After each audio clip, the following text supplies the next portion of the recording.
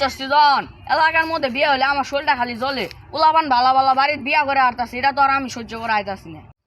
হ বন্ধু আমি তোর লগে আছি এলাকার মধ্যে কোনো মূল্যে বিয়া শাদি ওভার দেওয়ান যাব না। হ দোস্ত তুই খালি আমার এলাকায় সাপোর্ট দিবি এলাকার মধ্যে একটা বিয়ে আবার দিব না তুই খালি আমার লগে ল যাই।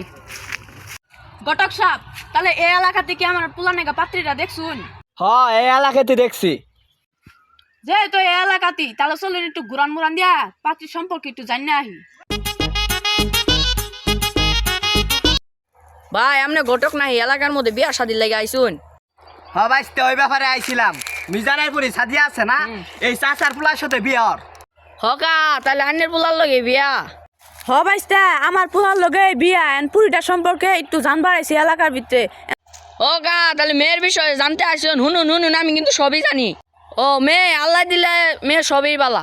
ও মেয়ে সবই বালা একবার বলাই গেছিল 3 দিন পরে বাইতে আইছে আর স্কুলে 5-6টা প্রেম করতো আর বেশি কিছু না 2-1 চিপা চাপাই ধরা খাইছিল।